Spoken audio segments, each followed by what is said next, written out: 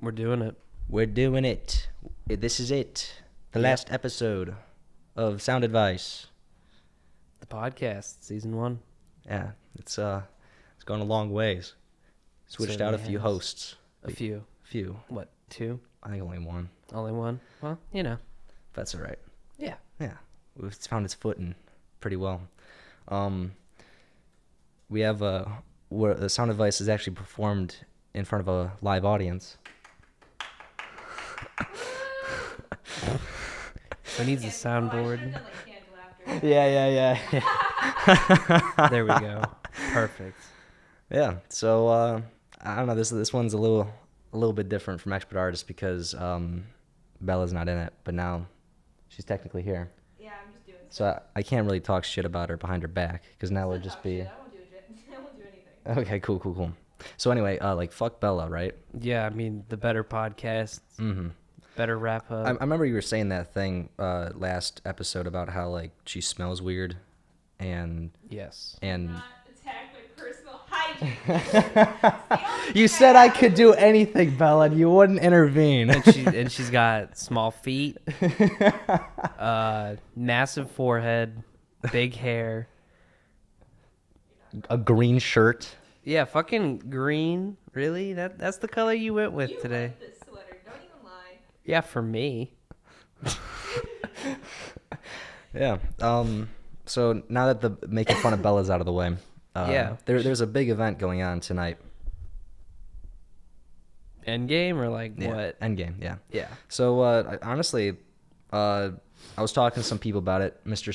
Sam Sauer, was telling me all his theories. Mm-hmm. And he believes. Have you read anything about it? No. Okay, good. Because I don't want. I've read a shit ton about it. I didn't read the plot. I just read reviews. Okay. But Bella won't read reviews. Yeah, so. I'm probably not gonna read reviews either. Okay. But I'm trying to remember what Sam said. He was okay. Yeah, I want to hear these. He was saying what he wants. Well, because like he was saying that because so far all we've seen so far trailer wise is supposed to be only the first 20 minutes of the movie. Yeah. And a lot of the stuff we've seen in the trailers aren't actually going to even be in the film. Some of the footage that they use. Yeah, the only thing that I'm going off of so far is the clip that they showed on Good Morning America, and that's it. The rest of it, I'm kind of just like, okay. The only thing that the trailers prove is who's in the movie. Yeah, exactly. That's it. So, my boy Sam's theory is in those first 20 minutes, there's going to be like a big epic battle. There's going to be a huge battle on the survivors going out after Thanos and killing him. I don't think they're going to kill him. And Sam's theory is that they kill him in the first like hour or the first 20 minutes, and the rest of the movie is them trying to figure out how to fix everything. I don't think that's going to happen. Yeah, I don't think so either. I don't know. It's hard to judge how much of a role Thanos is going to play. Yeah.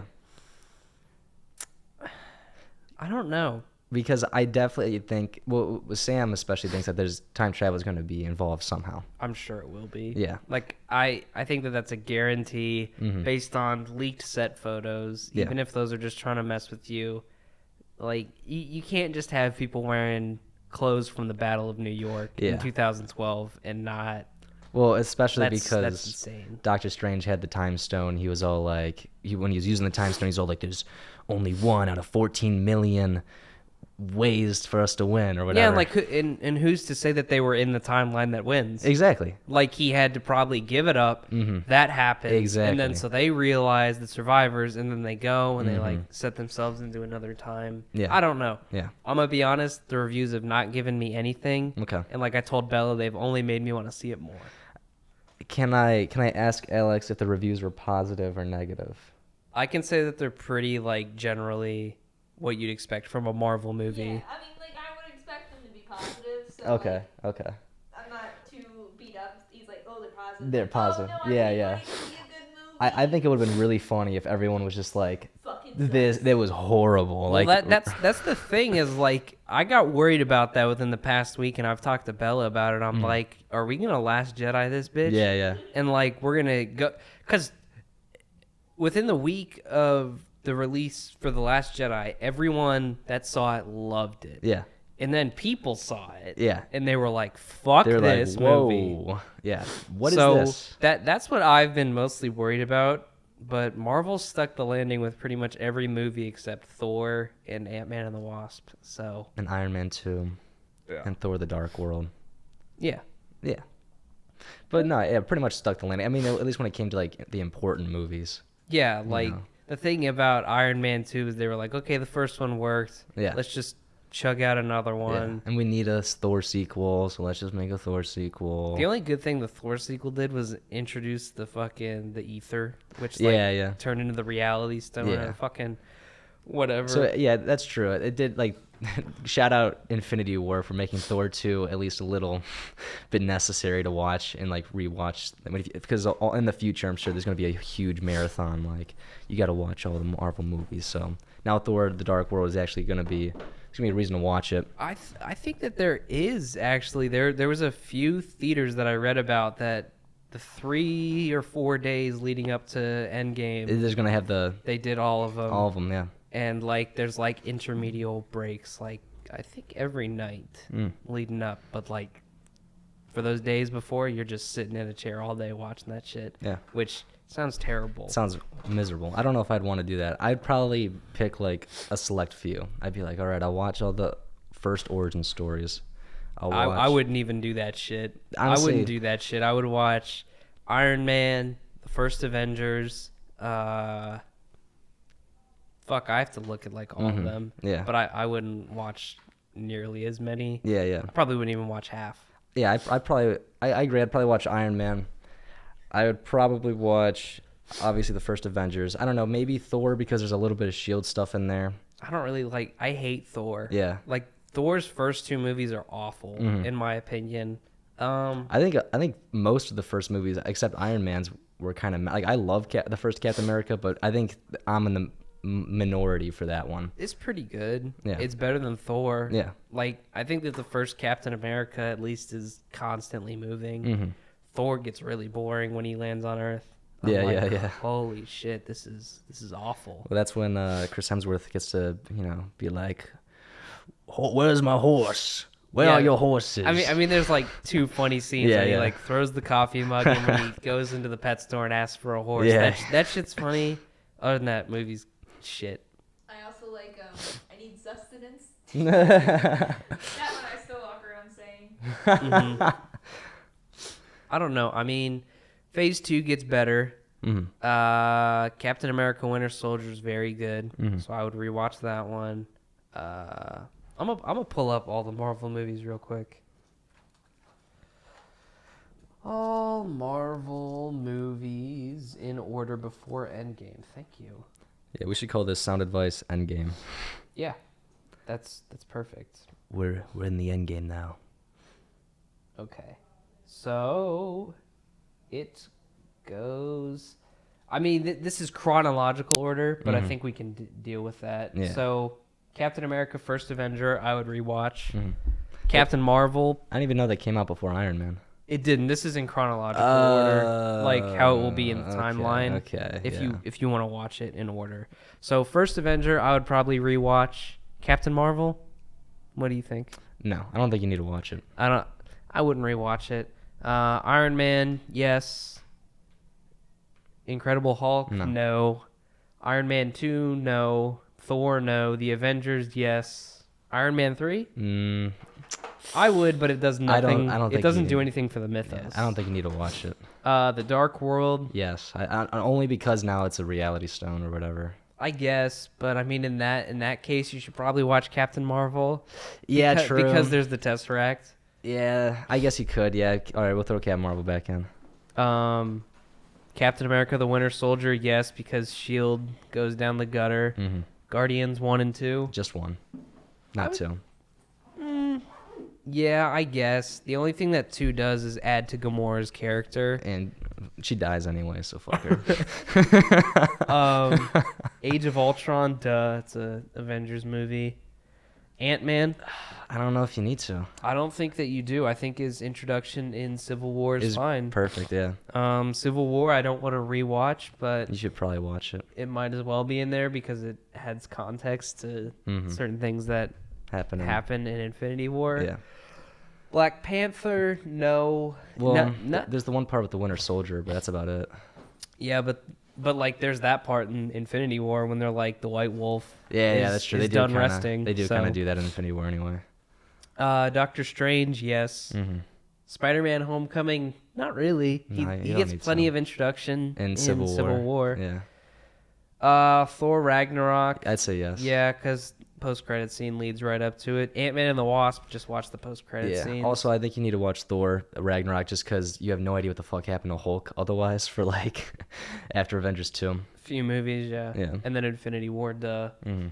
So yeah, I mean, I wouldn't personally watch all those movies if I hadn't been so invested in watching all of them up to this point, but I don't know. So yeah. Yeah, so shout out Marvel. Shout out Marvel. Is this going to be an entirely Marvel dedicated episode? It doesn't have to be. I mean, we could kind of switch around, just talk about like the main things. I mean, because we got all sentimental and expert artists, so like for this one, we can just kind of like talk about other shit. Mm-hmm. Well, before we wrap up the Marvel minute, do you have any theories that you feel like sharing? Any more that you have thought about since expert artists? Mm-hmm. Any more that you want to share? Because I will happily talk about them. Yeah, for sure. I don't know. I mean, there's a bunch of different ways. Like, it's a 3-hour long movie. It's gonna be longer than Infinity War. So it's like you gotta wonder like what the fuck are they gonna be doing for this? The thing is I actually just watched Infinity War again before this. It does not feel that long. No, it doesn't. Infinity really War doesn't. feels like a long, like a double episode of Breaking Bad or something like that, like a series premiere of a show. Yeah, like the first episode, like Firefly or something, I think is like an hour and 30 minutes. Yeah, that's about how long it feels because the way that they tell Infinity War is pretty good, actually. I mean, they go chunk, chunk, chunk. Oh, yeah. And then it wraps around to the first chunk, and then it keeps going. It's wonderfully paced. Until, like, all the threads go into each other. Mm-hmm. So, I don't know. I mean, I think that Endgame could play out the same way. But at the same time, the Russos have said that their original cut was actually like 3 minutes shorter. Oh, really? Than what Marvel wanted. Oh, so shit. their original thing was like 2 hours and 58 minutes, and now it's 3 hours and 1 minute. So I don't know. Yeah, I'm curious. I think it could go chunk to chunk. Well, there's the classic like, meanwhile back at the barn or whatever that they did in Infinity War that was really well done because when you cut away to like the side plot is just as engaging as like the main plot because instead of having the side plot be like Black Widow or like what the fuck the Captain America's friend Hawkeye or Falcon, yeah, like you don't fucking care about those guys, but now you cut away from like Captain America and you're with Tony Stark. Yeah, like that's the cool thing about Infinity War is it cuts between, and like the way they built the teams, there's at least 2 interesting people on each team. Yeah. And if there's ever a time where it's going to get boring, like they just mesh teams. They mesh teams, yeah. And I think it's good when a lot of people say that the low points are going to Nidavellir with Thor, and I don't think that's true. No. I think that those are good parts because when you look at the story as a whole, Thanos is the hero and Thor is the main antagonist because he is coming to fucking kill him. Yeah. And he almost does. So those parts are actually essential. The parts that I hate and will never stop hating is anything with Wanda and Vision because that shit sucks. That was ass. So pointless. Why do we need there to be like a romance? It's somehow worse than the fucking Hulk and Black Widow one that they tried to make happen in Age of Ultron. I'm not entirely sure. Like, was there any point to them having? I mean, the only thing that happens is they went rogue from Tony Stark being able to track them, and then they get fucked up in Scotland, and then Captain America shows up, saves them, they go to Wakanda. Yeah, like that's about it. I don't think they needed to waste all that time with them being like a romantic interest. I don't know. I thought that was. I mean, also Vision's a fucking robot, so that's also really weird. I don't know. I mean, they definitely write it off in the movie much better than in Age of Ultron and Civil War because they're like. So he's part Ultron, who was part Tony, but then he's also part Jarvis. He's part Hulk. He's part fucking he's part whatever fucking operating system they built. But anyways, Yeah, he's part Linux. Yeah. There's all these things that he's part. So I mean, I guess it makes sense as to why he's evolving, as they say in the movie. He's evolving and becoming more human, which fucking blows. Yeah, Wanda's pretty much just with like an anthropomorphic dodo. So Yeah, that's pretty dope, I guess. I don't know. I mean, everything with them in the movie sucks ass, but It's only like the first like 5 minutes, so you kind of like all right. yeah. All right, yeah, cool. And then at the end, there was a theory, actually, like, fuck Wanda, but there's a theory that at the end when Thanos like just fucking punches Cap in the face, that like he dies. Jesus. and then when he like goes back in time to like, because of the fucking ring the gem exploded. He went back in time, like, so like Captain America actually died, but because he went back in time, Captain America like came back a lot to life. And yeah, the past few times that I've rewatched Infinity War, yeah, the part where he rewinds time confuses the shit out of me so much, because it just fucks with everything. It doesn't fuck with anything around it except Vision. Yeah. So I was talking to Bella and I'm like, he has to be focusing it with the Space Stone and the Time Stone, so he only manipulates time this part in that space. Yeah, because Wanda is like reacting to it like, holy shit, what the fuck is he doing? And like, I'm pretty sure if it cut to anyone else in the background, they'd be reacting the same way. So I don't think he rewinds anything else except Vision. Except Vision. Yeah, that's what I heard, is that like maybe somehow Cap was in the field, but if it was only Vision in that space, then yeah, that theory's probably debunked. Yeah, I mean, I don't know. I don't really see death as a viable option for Captain America in Infinity War. No, yeah. Well, I mean, considering it's happened, he's still alive. Yeah, well, he's alive now, yeah. No, it was probably just he got knocked out or whatever. But there was, I remember, like, well, because what Sam was telling me was he was kind of hoping that one of the main guys would have just, like, died like that. Like, he was saying that when he was watching it, there was a lot of theories that Infinity War is going to be Robert Downey Jr.'s last rodeo. Yeah, and like, I definitely thought that in the theater. I was like, "Holy shit, he just got stabbed." When he got in the side. Yeah, when he got stabbed. Yeah, okay. That's what Sam said. He was like, "Oh shit, they're gonna do it like this. They're just gonna fucking stab him. That's awesome." I wish that he would have killed someone like a bitch. Yeah, exactly. Like, I wish like when he punched Cap in the face, fucking crushed his head. That would have been awesome. Shit. That's what I'm saying. Yeah, but it would have hurt too. Oh yeah, because you're like, holy shit, he just took out the super soldier like a bitch. Yeah, like there's gonna be kids in their Captain America shirts, all like, "Yeah, go Cap." He gets like fucking face pushed in, and the kid would have been like, "Oh my, did that just happen?" What I think. Oh, sorry. What? I thought Jake looked back at me for a reaction. No. Okay. You're not important. This isn't your podcast. Yeah. Sorry, my bad. One funny thing that I keep reading everywhere is, it's like, who's the most likely Avenger to die? And I'm like, why can't more than one die? What if in the first hour Iron Man dies, and then second hour Thor dies? Yeah, at and the then end, Captain fucking America. Captain. Thor's not gonna die. I don't think Thor's going to die, but I think like first half Iron Man dies, and like, why not second half Cap dies? Yeah. You're like, okay, Iron Man's dead. Yeah. Everyone else is safe. No, fucking Thanos just Yeah. just like does some shit and just fucks him up. Yeah. I mean, that would be totally unexpected. Like, I think it's weird that people are allowing, Thinking that it's only gonna be one or the other. Yeah. Yeah, it's a weird limit to place on it. Exactly. Although Marvel, I don't think will do it. I think one of them's gonna die and the other's gonna go into retirement. That's what I've heard. Yeah, I heard people are saying that Cap dies and Tony retires. That makes sense because of what they alluded to in Infinity War with Tony talking to Pepper about the kid and all that stuff. So. There was a theory that Pepper Potts' baby got leftovered. That'd be fucked up, man. But I mean, if that happened, that's bold as shit. That would be bold as shit. That's bold as shit. Yeah. But I don't know how they'd explain that. I don't know. Like, the leftovers didn't really do a good job of explaining it either. So I'd be very curious as well. I mean, like, the fact that they did allude to a baby, I would be very surprised if Disney went that route. I think it'd be awesome. But I could totally see them not doing it just because it's a pretty like that's pretty fucked, you know. I don't know. I mean, this movie is pretty fucking daring. Yeah. They could do it and then they undo it or some shit, which that's fine. Well, they're already killing like Hawkeye's entire family. So. I mean, yeah, that's the thing. So like, babies are not the question. Nobody's off limits. yeah. The only thing that weirds me out about Tony and Pepper having a kid is they are so old. Mm-hmm. Yeah. Like, Gwyneth Paltrow is at least almost 50. Yeah. And Robert Downey Jr. is in his 50s. Yeah, and their marriage is, like, completely fucking chalked. Like, I don't know, like, Civil War, he was having problems with her or something.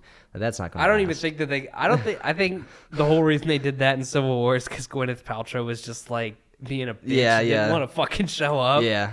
But I don't know.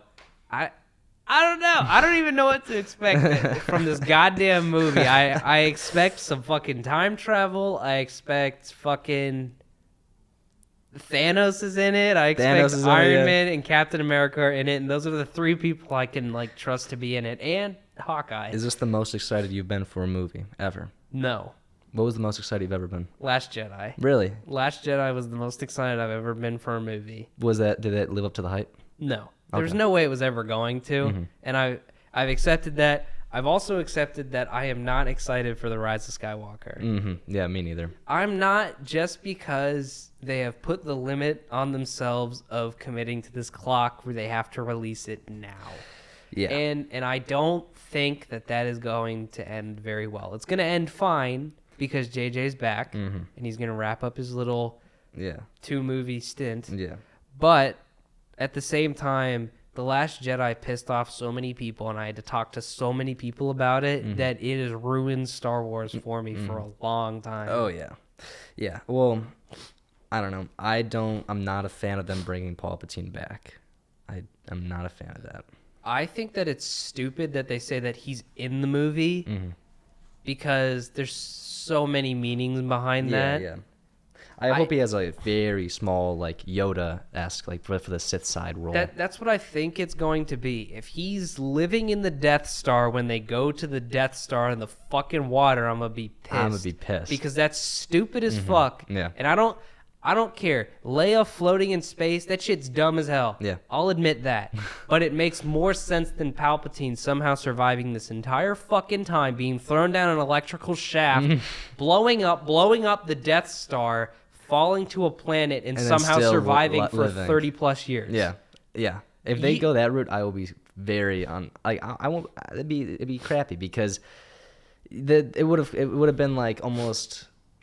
It just would have came out of nowhere. And there's no finality to Vader overcoming the Emperor and throwing him down the shaft. That whole choice, that whole decision is now out the window now. That ending is made ruined. Even worse. Yeah. It's made shit. Yeah. Exactly. Like, that was supposed to be the big, like, redemption moment. Like, Vader, like, the chosen one, finally does end up saving, the Jedi or whatever. He chooses his son over, this tyrannic motherfucker. So, yeah. I definitely hope that it's more of, like, a ghost talking to Rey or fucking Kylo or something. One of the two. I think that it would be cool if it was a ghost.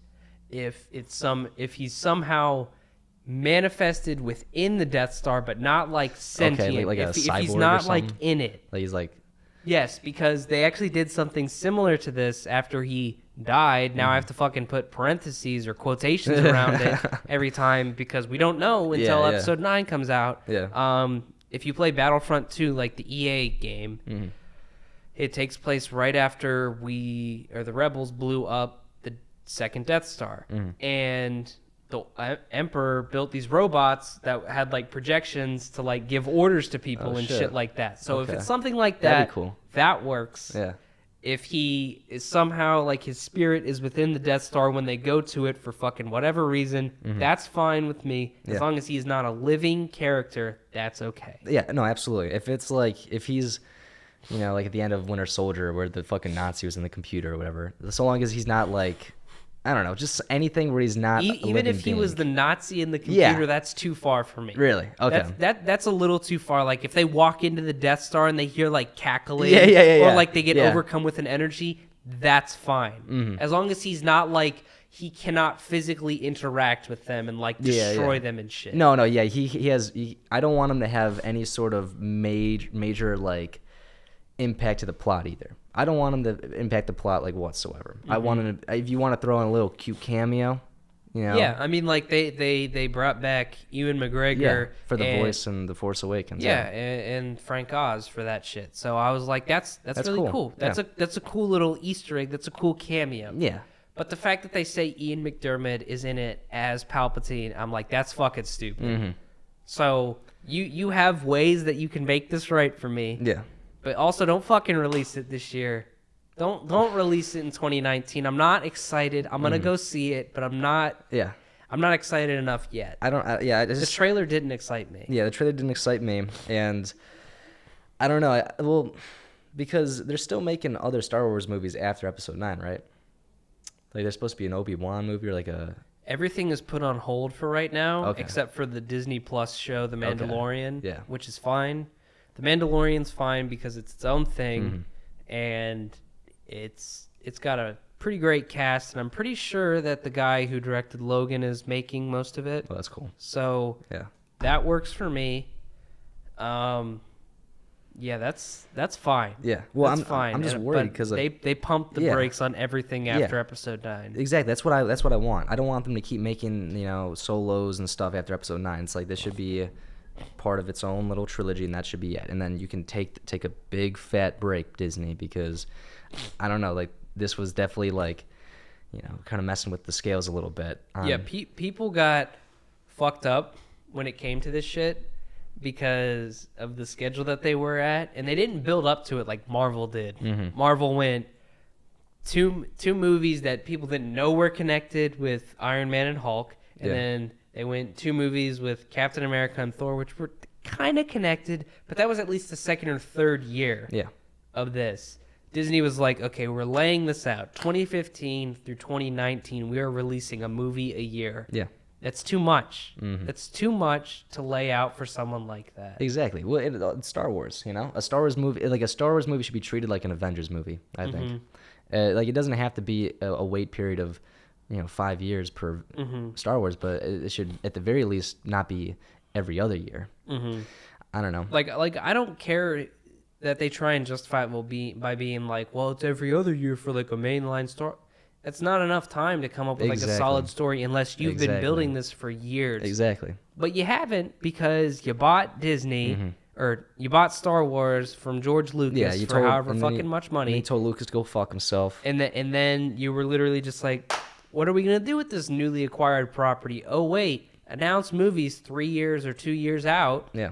And then not have a plan for all of them. Yeah, they didn't have a plan. And, and I don't know. I feel like that was the biggest mistake, is that you should have an idea of where the trilogy goes every step of the way. And I don't think they had that. And with Star Wars, I think that, I don't know, apparently George didn't know what he was doing after A New Hope or whatever. But I still think that there, not everyone can fucking, like, George Lucas struck gold with Star Wars, and he hasn't struck gold again, It's very obvious. Yeah. It's so obvious, and he's not the only one that worked on it. Yeah. Like Lawrence Kasdan, the guy who wrote the script with him for that one and Empire Strikes Back and Return of the Jedi, it's so clear that he is part of the reason that it works. Exactly. Yeah, sure, George, you're a producer. Yeah. But that's just because you have fuck you money from Star Wars. Exactly. That's about it. Yeah, exactly. So, like, Disney trying to, like, be all like, oh, let's just improvise the story as we go. No, you can only fucking make Star Wars once. Like, that shit doesn't, you can't just fucking finesse a story, like a trilogy. Most trilogies that work have this is how it starts, this is the second act, this is how it gets wrapped up. Imagine, like, the Lord of the Rings trilogy if they had no idea where the fuck they were going after Fellowship. No book. Just look at the Matrix. The Matrix, they clearly had no idea where to go. Yeah, exactly. And that is so obvious after the first hour of the second Matrix movie. When he goes to the fucking lighthouse or whatever, and the old dude's there with all the TVs. Yeah. Shit flies off the window. Yeah. And you're like, what the fuck is happening? You are so lost, because I think that the Wachowskis just started writing stuff like this. This is deep. Yeah. This makes sense to somebody. Yeah. It's like, no, this is goddamn insane. Yeah. Exactly. I don't think they knew where they wanted to go with the movie. And again, sometimes it works. Someone tells me that when whoever's behind who's behind John Wick. Oh fuck, I can't remember their names, but it's the same people for every movie. Yeah, so exactly. it's fine. Yeah, but I don't think they knew what John Wick 3 was going to be when they made John Wick 1. But I still think that it works out because, well, one, John Wick isn't Star Wars. You're not. I mean, there's a little bit of world building, but yeah, but they laid the right pieces. Exactly. Yeah. And the problem with this trilogy is it's the third trilogy. Yeah. It's the third trilogy in a series of movies that is so. It has such dedicated fans that you're gonna piss people off no matter what. But they should have had J.J. Abrams produce these three ones. Yeah. Okay. Sorry, but Kathleen Kennedy, she has too big of a job. Okay. I don't care that she helped with fucking Disney for all these years before, and she helped with the prequels, and I think Return of the Jedi, but I'm not entirely sure. But the fact that she helped with those, it doesn't give her enough credibility, because it doesn't mean she has a vision, because she's also produced Rogue One and she produced Solo, which are vastly different movies. Yeah. So it's so clear that they should have just given it to J.J. Abrams. Like, the cool thing about Mission Impossible is that 6 movies actually have a pretty decent story when you look at it, especially 4, 5, and 6 put together. They're their own solid trilogy. And you know why that is? That's because Tom Cruise and J.J. Abrams made Bad Robot Productions, started producing these fucking movies, and took time in between them. Yeah. Now, Tom Cruise has Mission Impossible 7 and 8 coming out in 2020 and then 2021. But you can bet that he at least is going to be working on the story with director Christopher McQuarrie for the next 2 years. Yeah. Oh, yeah, for sure. I mean, also the Avatar sequels. Like, fucking James Cameron is fleshing that shit out. Like, he's going to have it all written before we see the second movie. 2 and 4 should have been out, or 2 and 3 should have been out, I think, by last year. Yeah. If they stuck to the schedule they laid out. But since James Cameron has Titanic money, he doesn't have to fucking obey that shit. Yeah. J.J. Abrams, sure, his movies make money, but he doesn't have the money that James Cameron does to push away a studio and be exactly. like, yeah. I'm not making that. When you make the top 2 grossing films and they're not associated with, a franchise, that's pretty fucking good. So yeah, James Cameron can do whatever the fuck he wants. I'm not excited for Avatar 2, 4, 5, 6, however many he wants to make. I'm not excited. Yeah, the first one's so boring. Yeah. So average. But I mean, I guess like I'd at least be interested to see where it goes. I'd be interested to see how the technology, because that's what everyone loved about the first one, was how like it looks so stunning, like with the CGI and all that. Yeah, it honestly looks like a video game now, but yeah, I don't know. I mean, you can't put that kind of thing like you don't see people shitting on the original Star Wars, A New Hope, because like the CG's not stellar. Yeah. But at the same time, if you're allowed to put yourself into like the zone of where the people are, just do that for Avatar. Yes. But I think it's just because Avatar is so overrated that people are like, "Fuck that! I hate that movie." Yeah, no, absolutely. Well, I remember, especially when it came out, everyone was like, "If you're gonna go to a 3D movie, go to Avatar." Yeah, that weirded me out, man. That weirded me out a lot, and I'm glad that movies have backed away from this notion of I have to have at least 3 or 4 moments where I reach out at the audience. Yeah. I hated that shit, man. The only movie I've ever seen in 3D and actually enjoyed. Gravity. Yes, fucking Gravity. Gravity worked in 3D. Gravity was dope as shit. Yeah. And it didn't have like the in-your-face moments that you think it would. Yeah. Like at the beginning when the stuff is hitting the ship, that's it.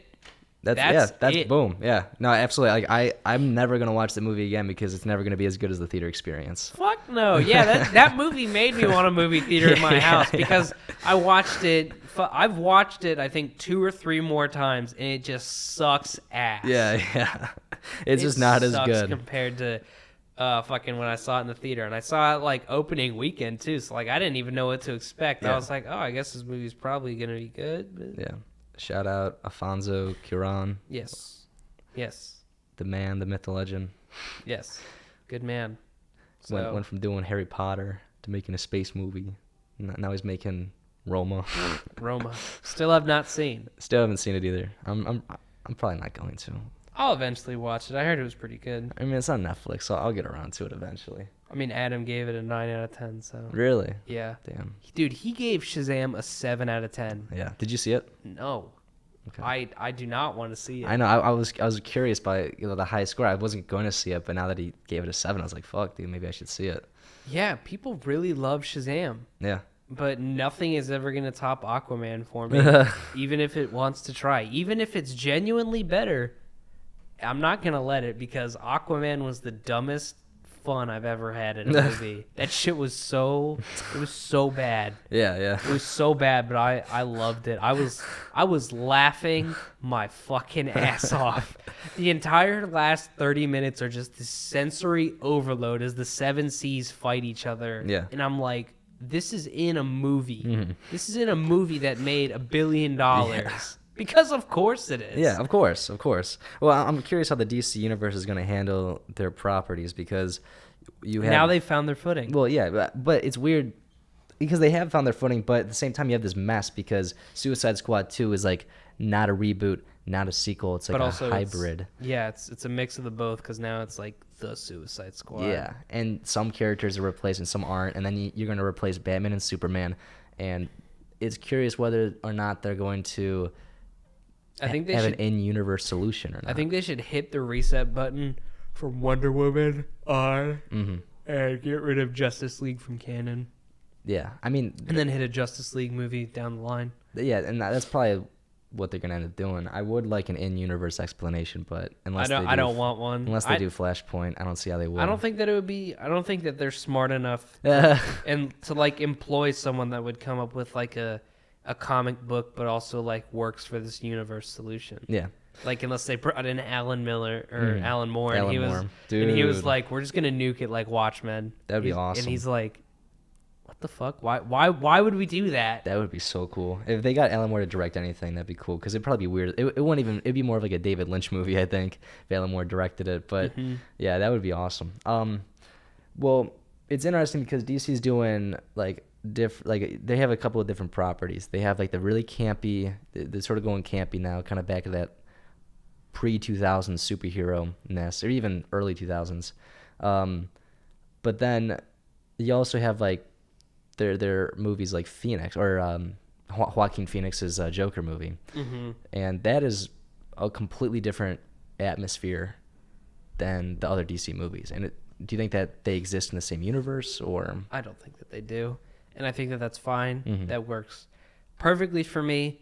I'm excited for the movie. The trailer did not excite me. I'm excited because it's Todd Phillips and because it's Zazie Beetz from Atlanta. Yep. And Joaquin Phoenix. Joaquin Phoenix is one of my favorite actors, and he's honestly not in enough stuff. But honestly, if he was in more, I think that would ruin him. Yeah. Because the last thing I saw him in was Inherent Vice. That shit was amazing. So, I don't know. I'm glad it's not in this DC EU where they are now, where it's campy and ridiculous. Yeah. But I also wish that it wasn't a quote-unquote Joker movie. I think it'd be cool if they called it Arthur, and at the end, or like halfway through, it was revealed like that he is the Joker. Yeah. Yes. Okay. I think that would be cool, and I think that the way that they're going about it would be better than Prometheus. Prometheus, like, we all kind of knew since it was Ridley Scott. The problem is you were like, is it connected to the alien universe? And then it ends up being. So the thing about is, like, having a movie called Arthur with Joaquin Phoenix directed by Todd Phillips, there would be no alluding to that. Like, you would just be like, okay, this is a character study. Because that's how they've described it. Yeah. Is it's just a dark, gritty Chicago, New York type character study, like Taxi Driver. Yeah. So I'm like, I would expect nothing from that. Do you think that this movie would even need to be connected to Joker in any way? Do you think that it could have just been like a one-off, like sort of like Taxi Driver? I think it could have been. The good thing about it being in this like Joker universe, I guess we can call it, is it gives an established location. Gotham is a great place to have stuff going on, especially for a dark character study, because there's so much violence, there's so much wrong with the city, and the character of Thomas Wayne doesn't get explored enough. Yeah. which is why I'm happy that he's in this movie, and he's apparently going to be playing a prominent role. Really? Okay. So that's Bruce Wayne's son, right? Bruce Wayne's dad. Bruce Wayne's dad. Okay. So I am excited for that. That's interesting. I'm excited to see Thomas Wayne play a role before he dies. Okay. Yeah. And no, actually, they did not do that in the Gotham TV show because I think in the first episode they die. Really? And because you follow Jim Gordon Yeah. and you're like, what the fuck is this shit? Yeah. So Gotham was never good in my opinion. Yeah. I think I watched the first few episodes. Apparently they did like a weird time jump recently for like the final season. I think so. And then the Dark Knight's in it now. Yeah. Yeah, they don't. I don't even know if they call him Batman, but they're calling it something. like the Dark Knight. Yeah. Do you know what station it's on? Is it on Fox? I think maybe. I think it's on Fox, but Fox doesn't have the rights to use the name Joker. Oh, no. So when they were doing that Joker character, Yeah. I don't remember what they would call him, but they could not call him Joker. Dude, why even bother? Like, I don't know. And then the fact that like he got so popular just shows that people are so weird. Yeah. People will be attracted to anything that they think somebody's putting their soul into. Yeah. And I'm like, why are we so obsessed with these insane people? Like, people love The Dark Knight because of Heath Ledger. Yeah. And people love some people do. Like, this is gonna sound wild, but some people love Jared Leto's Suicide Squad Joker because of his like behind the scenes antics. Yeah, and I'm like, that's weird. Yeah. It weirds me out that people are so into Part of that shit. like emo, like loving like the crazy bad boy sort of thing. I guess, yeah. Like I bet like Tumblr girls are all about Joker and shit like that. I'm sure, dude. I'm sure. I love the memes that are coming back now where it's like being an adult is when you realize that Joker was right all along. Jesus, and I hate everyone's that like, shit. shut the fuck up. That shit is cringy. so stupid. Ugh, that's nasty. Nah, that's yeah. I'm trying to think of like other like it's that sort of like goth sort of vibe. You know, like I don't know. For some reason, I'm only able to think of like a couple. It's cool to be goth. It's cool to be goth, yeah. Like you're like flexing. You're like flexing. You're all like you're like we live in a society. And that's all you say, and people are like, holy shit, this guy's off his fucking rocker. This dude, he needs his goddamn meds. Take him to like Arkham Asylum or some shit. Yeah, like I wear my fedora, and I know how to like. I've studied the blade while you were out partying with your friends. I studied the blade. I think my least favorite thing about fedoras is how they've been permanently ruined in the 2010s. Nobody cool can wear them. Yeah. Because nerds with transition lenses wear them with their oily hair underneath. Yeah, exactly. It fucking grosses me out. I know. Same with those poor French painter caps. I'm seeing those now, and that shit sucks. No, yeah, exactly. Like I can't wear circle glasses anymore. People are not allowed to wear those French painter hats if you are wearing athletic shorts. Fucking kill yourself if you're doing that shit, man. You heard it here first. Kill yourself, Alex Rice. if you're wearing athletic shorts and those fucking stupid. I think that's the main thing. If you're gonna wear something like that, just make sure you have the outfit that fits it. You know, if you're gonna wear a fedora, don't wear like khaki shorts and like a button up. Wear like an actual suit because it looks way better. It really does. Just watch Mad Men. Yeah, exactly. Watch 2 episodes of Mad Men and you'll be like, wow, I'm a fucking dork. I'm like, okay, I see what class is. There we go. Now like you can't say that style has changed an insane amount from the 60s because genuine high class style has really fucking not. Yeah, it's called white collar for a reason. You know? Exactly, because the fucking base collar is white, motherfucker. It ain't hard. Oh, shit. Yeah, and Donna Draper, hottest man alive. So, if that doesn't already get you going, I don't know what will. So, yeah. You look at that man, you're like, damn, you know what? I'm a straight man, but John Hamm, he does things to me. Instead of having him do things to you, just aspire to be like him. That's all I can say. Like well, I don't not John Hamm. Yes, not Donald Draper. I guess. I don't know. Bro, I mean, Donald Draper's not a good guy. He totally cheats on his wife, like, willingly and stuff. Hey, man, the women should resist harder. Hey, he's hot, okay?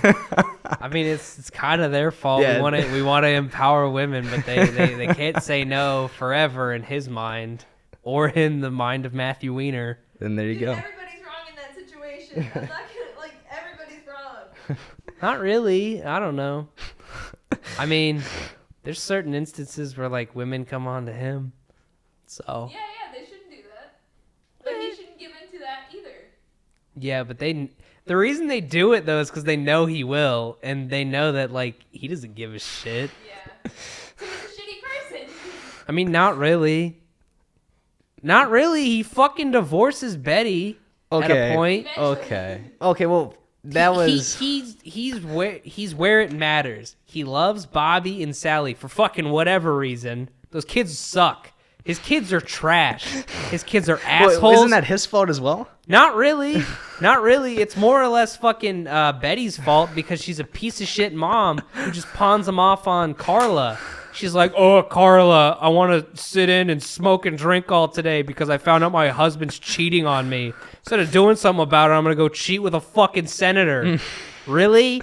How mature, Betty? I think both of them are at fault for most of their problems. And I think it's not until the end of the show. I don't know. Betty never really figures her shit out, but I think Betty will never figure her fucking shit out. Yeah. And neither, what's the other one's name? the senator did, or Pete. No. Don's second wife. What's her name? Megan. Oh, Megan. Isn't it Megan? Yeah, Megan. Yeah, fucking Megan.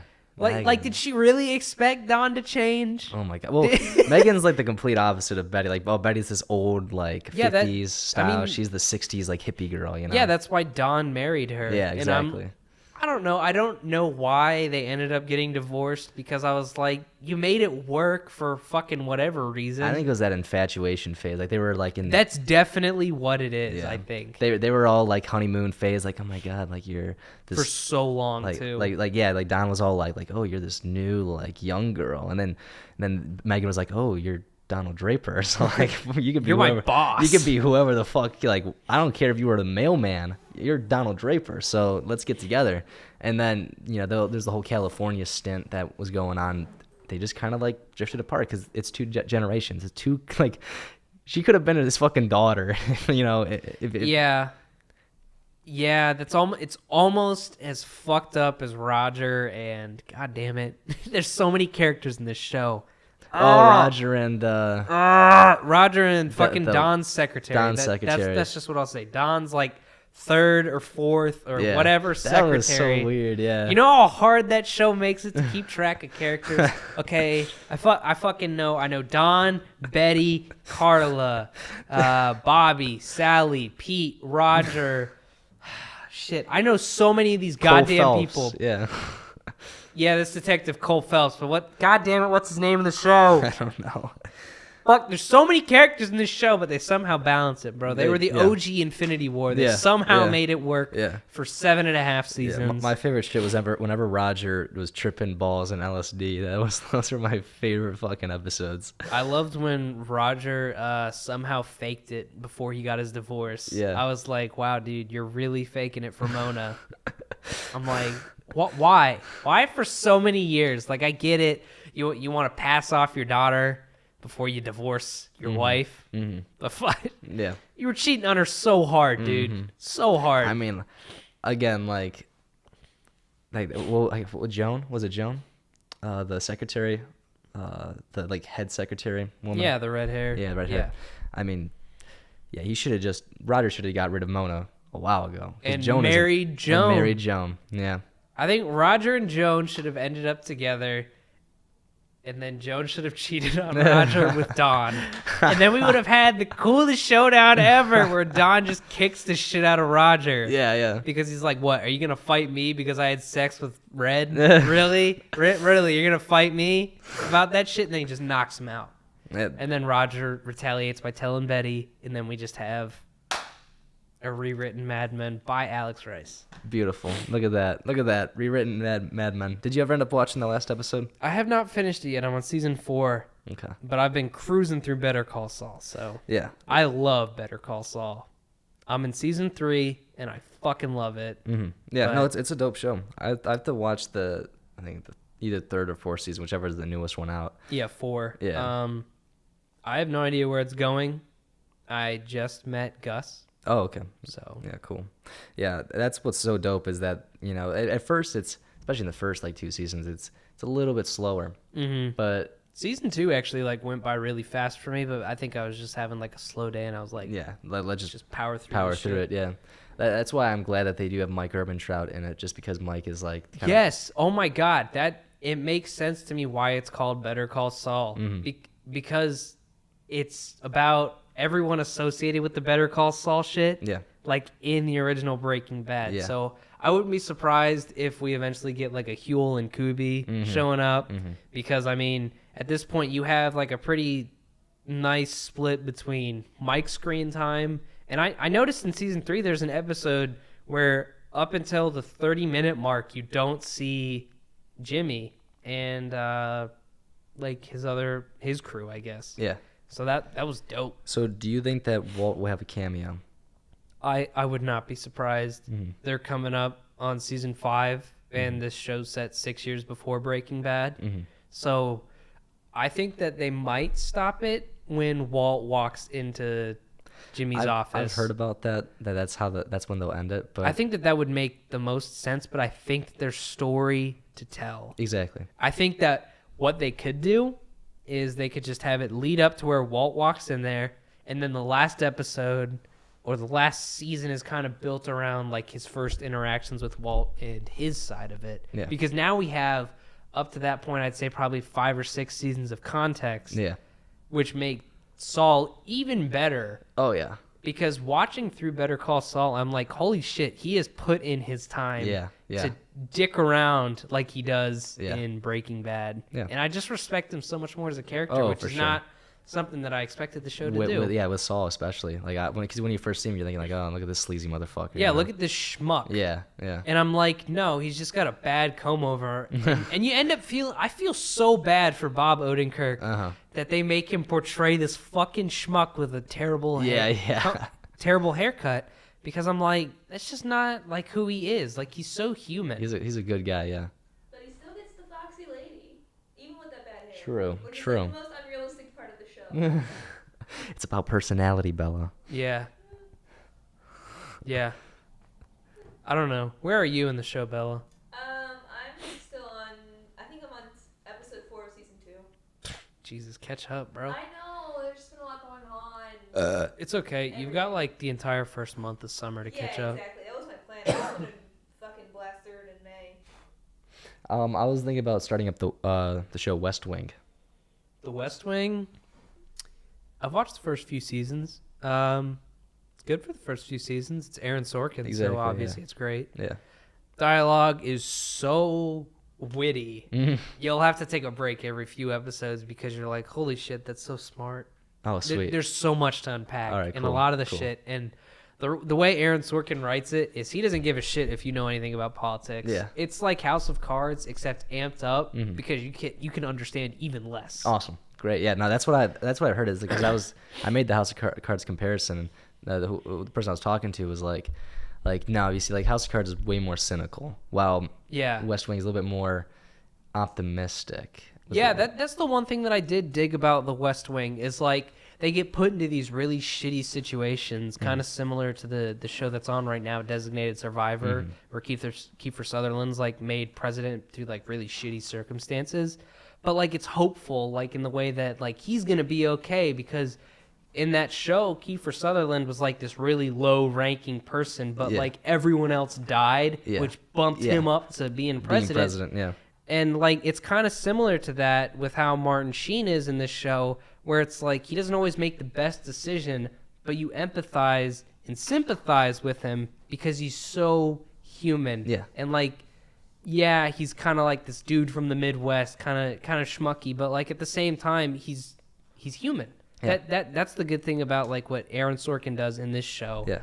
Is his people don't just come off as psychopaths like they do in The Social Network. Yeah, yeah. Everyone in that fucking movie, great movie, love it, but they come off insane. Oh, for sure. And that's like, probably really kind of how Mark Zuckerberg is. So it's for sure like, well, actually, it's not really how Mark Zuckerberg was. He's pretty fucking whacked out of his mind now. Yeah. But Eduardo Saverin's not that crazy. they definitely played up the involvement of Sean Parker in the movie. So I don't know.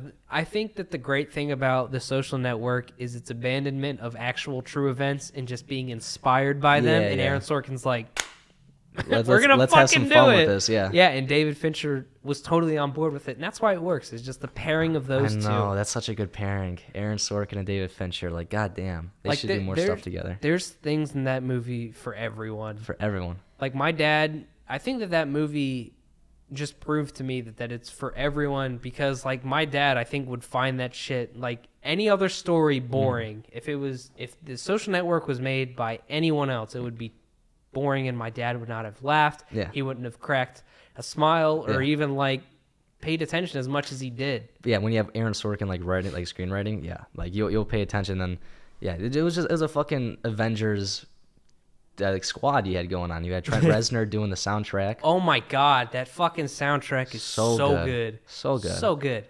Yeah. So good. And like just the scenes in it. The scenes are fantastic. The way the story is told. Christopher Nolan-y, kind of, but it makes sense to be Christopher Nolan-y. It's like if fucking they if he did Dunkirk in the way that they did The Social Network, I'd have been like, that's fine. Yeah. But fucking Dunkirk just has to be the most confusing shit ever until you see familiar faces and you're just pissed off. It's not Christopher Nolan if there's not something wrong with the timeline. Yeah, man, fuck that shit. Or it's Batman, like Christopher Nolan. Batman. Because that those are his most straightforward movies, and I'm like, come on, bro. Yeah, really? If time's being told normally, then there's something wrong. Or you have Batman. Or it's Batman. Or it's Batman. Yeah. Yeah. No. I think. Well, the one thing that I was a little disappointed with was Aaron Sorkin apparently left West Wing. Yeah. Which is a I think shame. like after season 4 or 5. Yeah. Was there a reason for that? He probably just wanted to move on to better things. That sucks. I don't know. I mean, like when you dedicate yourself to like a show for 10 years, yeah, it takes a lot out of you. For sure. No, but I just imagine if like Matthew left after season 5 in Mad Men, that would have sucked. Because then you don't really get the proper conclusion, you know? Yeah, I don't know. I mean, The West Wing was so popular at its time that I don't know if Aaron Sorkin saw an end in sight, but I'm pretty sure Matthew Weiner knew where he was going to end it. Because the way he plays it is like, even though it's not over 10 years, or even though it's not 10 seasons like it would be 10 years, it still ends, like, I think, going right into the 70s. Yeah. So, I don't know. He had his idea of how he was going to end it. I don't think Aaron Sorkin knew how he was going to end it. Yeah. So that's why he's like, why would I tie myself down to this longer? Because it's only rising in popularity, and I don't know when it's going to end. Yeah. No, that's true. I think, yeah, that's a good point. Is he working on anything recently? He did something like a year or two ago with Jessica Chastain and Idris Elba called Molly's Game, where she was just like this big entrepreneur type that had like this big poker game that a bunch of billionaires and shit came to, and she kind of just like conned them all out of a shit ton of money, and then they were pissed at her, so they all went against her in court. That's all I know about it. He wrote and directed the movie, and I heard it was pretty darn good, but that's all I heard about it, and since then I don't know what else he's doing. Okay. Yeah. I mean, I definitely would love to see, like, just like, I mean, I don't know, I love that fucking pairing of I want to see another Fincher Sorkin movie. That'd be awesome. But I don't know. It might have just been lightning in a bottle, and I don't know how well they work together because Aaron Sorkin's known to be an asshole, and David Fincher's known to be a bigger asshole. Yeah. So I don't know how they would blend together. Are there any like directors out there that are not huge assholes? I'm not entirely sure. I don't know. I don't think J.J. Abrams is a huge dick. Like, the only thing that I've ever heard about him is that he told Daisy Ridley that her acting was wooden after going through like a few takes on The Force Awakens. That's not bad. That's just good directing. Yeah, I know. Everyone's like, oh, it's going to be bad now. He was telling her acting was wooden. I'm like, no, that's giving direction, fuckhead. Yeah. So you get a good take. What about like M. Night Shyamalan? Is he known to be a dick? I thought he was a nice guy. I feel like he's a nice guy, but that's because he makes shitty movies. So, I mean, there's nothing There's nothing to be mean about. You can't be like, this is going to be a classic. You have to put your heart and soul into this. Yeah. Like, the only movie he could have done that for was, like, his second movie, this fucking Sixth Sense. Yeah. So, exactly. like, I don't know. You leaving? I just wanted to get food. I'm hungry. We'll be done here in a minute. Okay. We're at 59 minutes right now. What the fuck? I'm hungry. I'll go get food with you. Chill. Jesus Christ. God damn. Yeah. You fine with uploading this? Yeah, it's Shit. fine. And then I'll be back. All right, cool. I will be back. You heard it here first. All right, I want to ask one last question. So, I'm assuming Palpatine is only a cameo. Who is the villain in Star Wars Episode 9? Is it going to be Kylo? It's going to be Kylo. It's going to be Kylo because it's too late in the game to introduce a villain. They didn't, because the Emperor was introduced in Empire Strikes Back, and there was nothing alluded to that besides Snoke. Snoke's dead now. So I think Kylo's going to become the huge baddie because he killed Snoke, and now that he's been rejected by Rey, he's going to be even angrier and even more powerful. And the way Adam Driver has portrayed Kylo Ren has been better with each movie, which I know there's only been 2, but still, he got better, much better, from Force Awakens to The Last Jedi. I think he was one of the best parts of The Last Jedi. Yeah. I think that he should have been nominated for Best Supporting Actor at the Academy Awards that year. That's just a minor hot take, though. So, Yeah. Well, I definitely thought he was... I liked him a lot in Force Awakens as well, so... He was good in The Force Awakens, but, like, he came off annoyingly whiny sometimes. Yeah. Annoyingly whiny, which I was like... I guess Darth Vader was kind of that in the prequels, but Yeah. that's why those movies are bad. Yeah, exactly. Well, that's what I thought. Like, when I was looking at Kylo, I was like, okay, I feel like this is Anakin, but I feel like it's Anakin done better. And I think all we had to do was just kill his father, and then that fixed up his character problems. So, if you're a whiny teenager, just kill your dad. The reason I like Kylo in The Last Jedi is because it's like the epidemic of one worse day. Like, he just killed his father. Yeah. He literally just killed his fucking dad. Yeah. And now he has to deal with Snoke trying to tie him to Rey. He has to catch up to the fleet so Snoke doesn't cut his fucking head off. Yeah. He's got to kill his mom. Yeah. I mean, he's got every problem imaginable going on. Star Wars has a thing with, like, daddy issues. That's what I've been noticing. Parental issues, yes, definitely. I mean, with fucking Darth Vader being abused by the Emperor, his mom being killed, Han Solo's a dick. Luke Skywalker. Luke Skywalker's a fucking asshole. Yeah. Yeah, and Vader to Luke. Yeah, that's a real complicated relationship right there. Yeah. Excuse me? So it's powerful motivator. Yeah. His fucking parents would just kill him. Heard you here just, first. Just to show how evil you are. Yeah. I mean, it really works. It really works. Like, I buy that Kylo's was a big bad now. Yeah. He fucking he ignited a lightsaber into his And dad. his dad. And like shed one tear, and he was like, "Thank you." And I was like, "Fuck, man, that's cold." Do you think that Kylo becomes a good guy in the end? Yes, Okay. yes, I see no other way, because this trilogy has been said that it is the end. It is the finisher, and I swear to God, if you don't fucking wrap it up, I'm gonna be pissed. Although if there's a secret 4th movie, it's gonna make a ton of money and I'll go see it. But still, that's a shit way. It's a shit thing to even consider. So don't fucking do it. Wrap it up, JJ. You heard it here first. Alex Rice does not want to be a part of the next Star Wars film. It'd be cool, but still, it needs at least 25 years. 25 years. Hit him up when we are in our 40s, in our prime. Yeah, the reason that this trilogy's fine to make is because you have to come through and unfuck up everything George Lucas fucked up with his own shit. Would you want Lucas to be a part of any future Star Wars projects, including Episode 9? No. Okay. No, I don't want him to.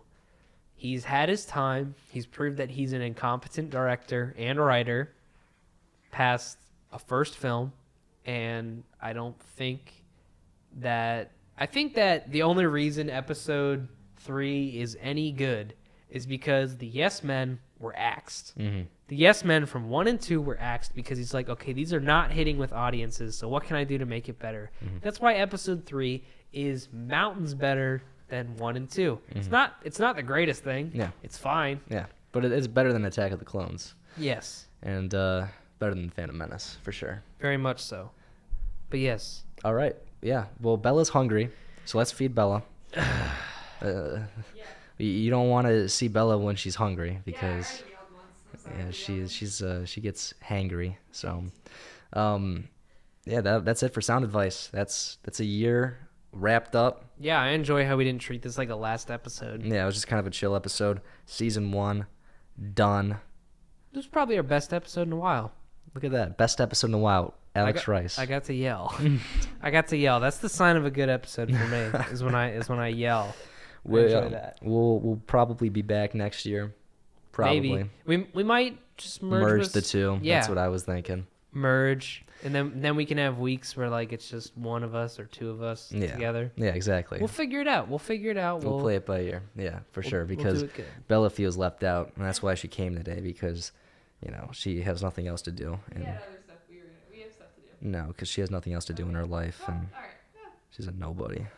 So this got me an hour and 5 minutes closer to Avengers Endgame, bitch. Woo! 3 hours and 15 minutes until I see that motherfucker. So. And I still got to do stuff before that. Yeah, awesome. Adios, y'all. This was it. This was kind of fun. Thank you. Bye.